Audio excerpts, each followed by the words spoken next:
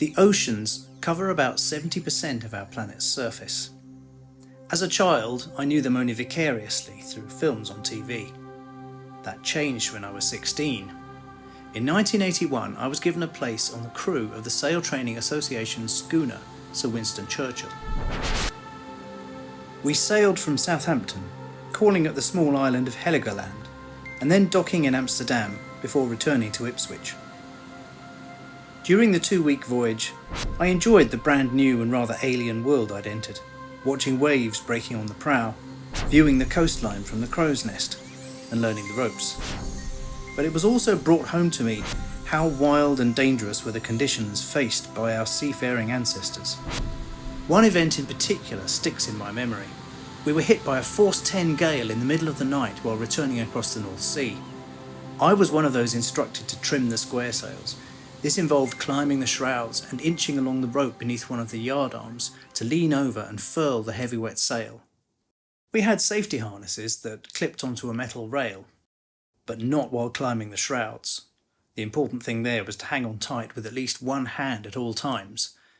Looking down upon the dark, stone-cold, turbulent water below, I had the sobering thought that if I did fall, there would be no rescue. I would be dead within a few minutes. That trip was one of the most memorable experiences of my young life. There was no way I was going to omit sea travel from the album. I'd long wanted to use Golden Age Hollywood harmonies in electronic music. One example is the use of sixth chords. If you listen to a track called Far Shore on my later album Future Conditional, you'll notice that it opens with descending piano chords that are all inversions of the minor sixth. And in fact, this was directly inspired by the score of Disney's Bambi. At the time I began the Seafarer, I'd also been studying 4-note chords, called tetrads, trying to classify them and understand the intervals within them. All of this came together in a perfect storm of theory and inspiration. I'm about to pilot you through most of the details, so secure the galley, don your sou'westers, and hoist the mizzen.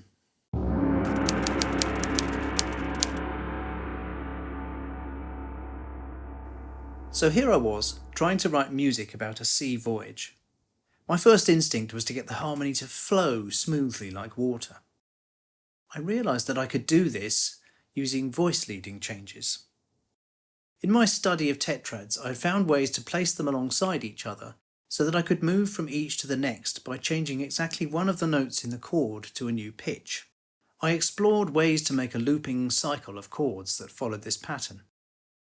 In keeping with my other goal of using old film music harmonies, I favoured minor and major sixth chords. However, the options for moving between these were too limited, and it soon became clear that I'd need a third type. The dominant seventh fit in nicely, as I found out when I tried mapping all the changes in a spreadsheet. I won't go into detail about this now, as we have plenty of other things to cover, but I did end up finding a sequence of 28 chords that appeared to work really well. In fact, I at first thought it was the only one, and got all excited about having discovered some unique mathematical structure.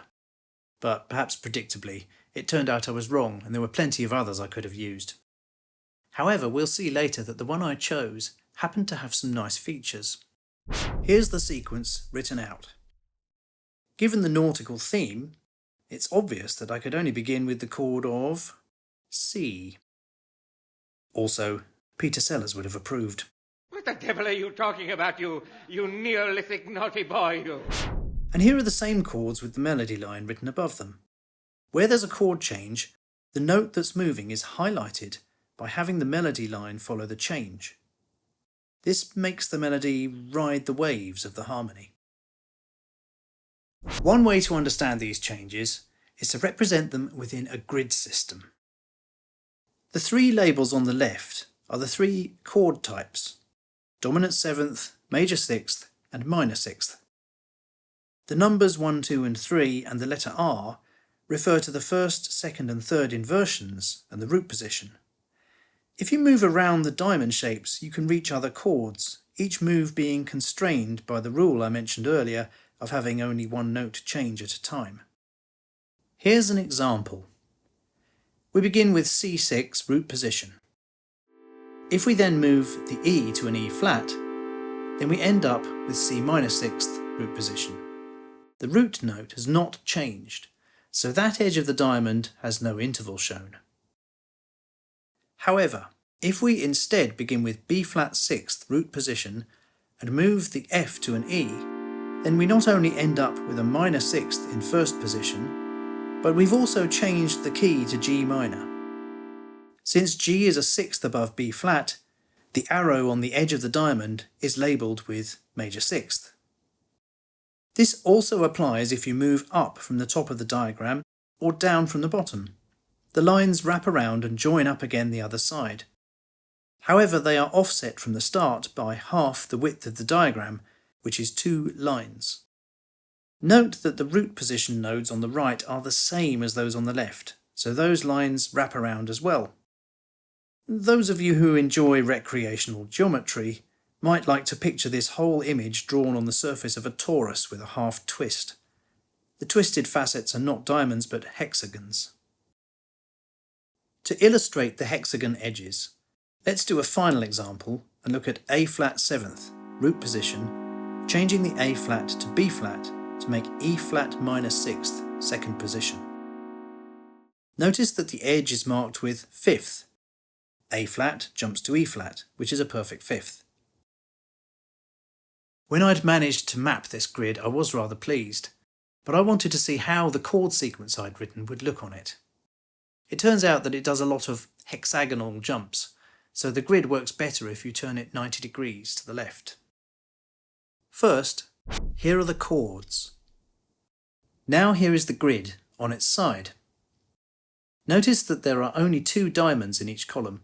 The others are there, but are not needed for this chord sequence. You should imagine the grid extending to infinity, or at least as far as needed. Here are some handy lines showing which nodes in the grid are which types of chord. Here's the first chord, C sixth. If I advance to the next one, C minor sixth, you'll see which edge has been used. In this case, a straightforward change from major to minor. Shouldn't that be a strange change? Oh well. Now I'm going to play you some of the track. It goes once round the loop, and you'll see how the changes look on this graph.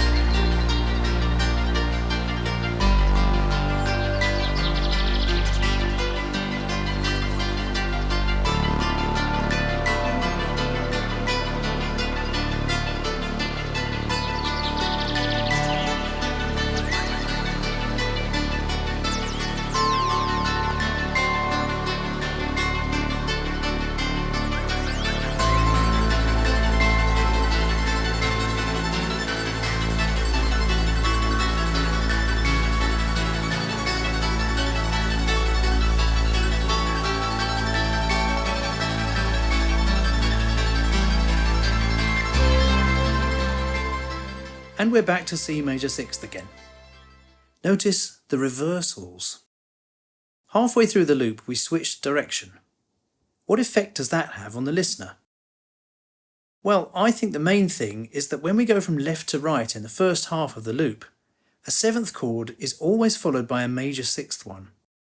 This gets the ear accustomed to feeling as though resolutions go to a major chord, so the first half of the loop is kind of happy or joyous.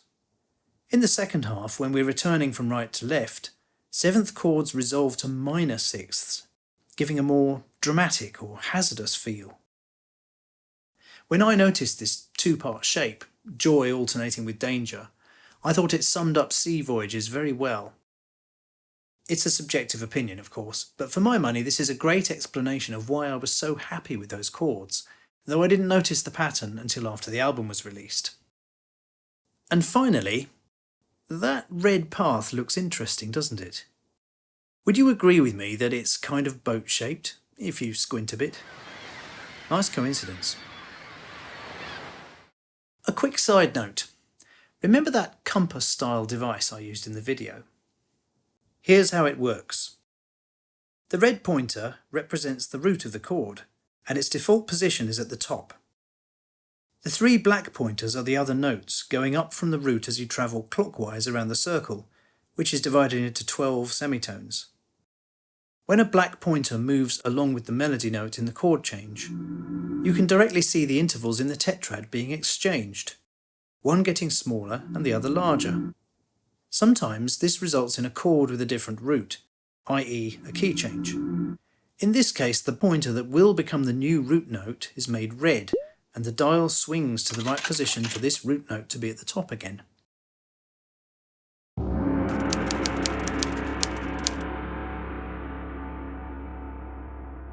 Of course, you will have spotted that a 28-bar loop over and over for 11 minutes would be rather boring.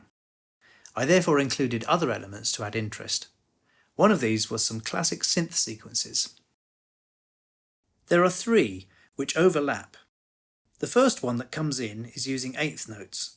This is later joined by a 16th note sequence, and finally a 32nd note sequence joins them. You can think of the 3 speeds maybe like waves of different sizes. Perhaps the fastest one is like rain falling on the deck? Just being poetic, sorry. When I made these sequences, I didn't use an arpeggiator, and neither did I make them using a random generator. I wanted to try an idea I'd had for a while. I wanted to use pseudo-random, chaotic sequences. How did I achieve this? Aha, you might well ask. And perhaps you've guessed the answer. Yes, it's custom software again. I made a thing I called a non-stochastic Markov chain generator. In a few moments I'll explain how this works, but first I need to mention what Markov chains actually do. Many of you will already know what a Markov chain is, especially as they come up in connection with machine learning. A Markov chain is a stochastic model that is able to mimic the patterns in an existing dataset.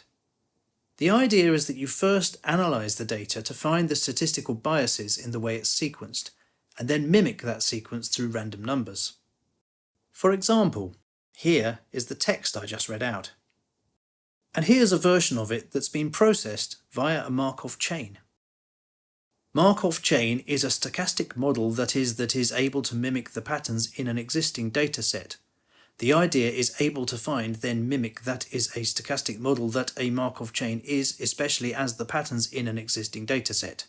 The idea is that is a stochastic model that is able to mimic the way it's sequenced through random numbers. I mean, it doesn't look random, but it's still chaotic and not very meaningful. In other words, it's unpredictable. A simple text-based Markov chain works by setting up a table of patterns of a certain length that occur in the input text, each paired with a list of characters that can follow that pattern, along with the probability of finding each character after that pattern in the text. For example, in the text I showed, the pattern space A space is found 3 times. 2 of them are followed by uppercase M and 1 by S. So if we're looking at 3 character patterns and we've just output space A space, then there is a probability of 2/3 that the next character will be uppercase M and 1/3 that it will be S. You can see how this leads to sections of text being spat out in their original form, although it's also possible to end up with non-words. For example, AS in the buffer could easily lead to the words biases and stochastic being joined to make the word biastic. Actually, that kind of sounds like a good album name. Now you will begin to see why I called my method Non-Stochastic Markov Chains. I have the same kind of table in memory, listing all the possible patterns, although in this case they're just single notes. But instead of selecting the next note at random with weighted probabilities, I instead treat that table entry as a rotary switch. Each time we pass through that switch, we add its note to the output, advance it to the next position so that next time we arrive there we'll take a different path, and then move to the switch it was pointing to originally. The result of this is very interesting and surprisingly complex. I'm going to show you what happens with an apparently simple group of 4 switches. We first choose a set of links for each switch. The number of links is randomized, and so is the choice of links. Let's say that switch 1 links to 2, 2 and 3. Switch 2 links to 2, 4, 1 and 3, and so on. Once created, this configuration remains in place until we've generated the sequence. The system begins with all switches pointing to the first output, and the first switch becomes the first note of the output sequence. I'll write this as 1, though in practice it gets translated into a note. First, we follow the current path to the next switch. As we leave, we move the switch to the next selection. Once we arrive at the next switch, its value, in this case 2, is added to the output stream. We then repeat the process, following the current path from switch 2, which in this case leads back to switch 2 again. Switch 2 moves to the next selection, and a 2 is again added to the output. This continues. 2 goes to 4, 4 goes to 1, 1 goes to 2, 2 goes to 1. When we leave 1 and go to 3 on the next step, the switch 1 selector has reached the end, so it returns to its initial position. Let's run the sequence through for a while.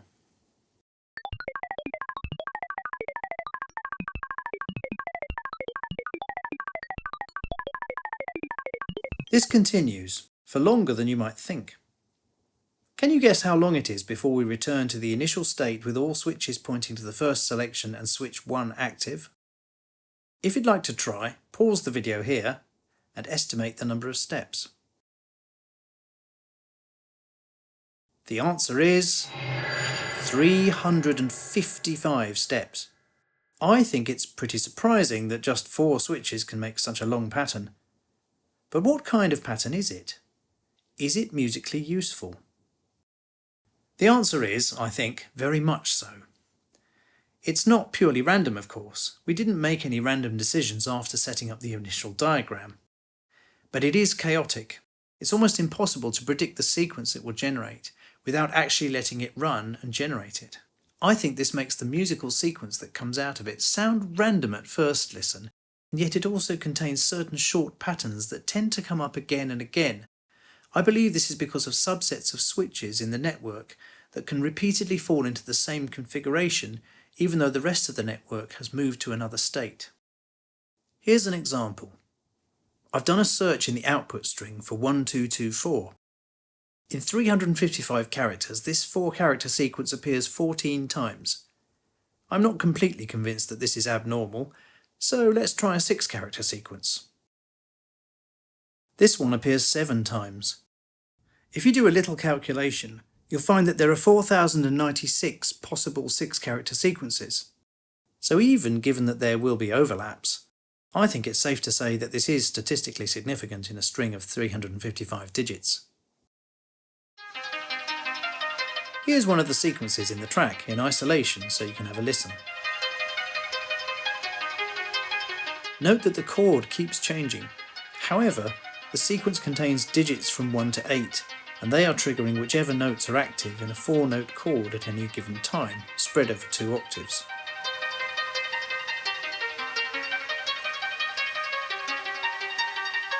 What do you think? Can you hear repeated sections? I can, but they're not obvious from a casual listen. And this is the whole point of the exercise. It's chaotic, but not random.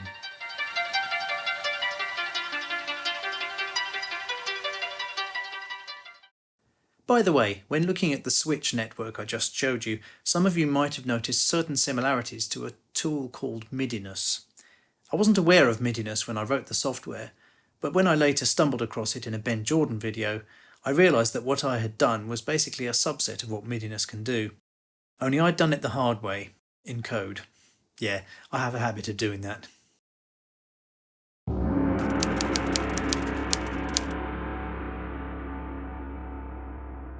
We've covered a lot here already, but there are a couple of other things I'd like to mention before I go. The first one is the field recordings. The track includes a recording of the sea made at Banff on the north coast of Aberdeenshire. There's also a chaffinch recorded on a path near my home. Why the chaffinch? No idea. They're not seabirds. Perhaps I wanted to be reminded briefly of dry land in the middle of the voyage. Was I homesick? Who knows? The second thing I want to mention is, of course, the Anglo-Saxon poetry.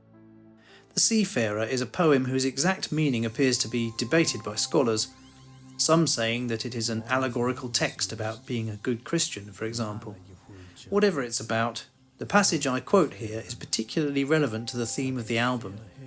Loosely translated, the words mean, "The wish of my heart urges all the time my spirit to go forth, that I, far from here, should seek the homeland of a foreign people." On a personal note, the reason I'm familiar with this excerpt is that I went on a trip to the European mainland when I was younger, and was given a paperback Berlitz's Guide to Europe by my sister. Being a student of ancient languages, she had written the words in the front of the book, along with the translation. A nice little detail.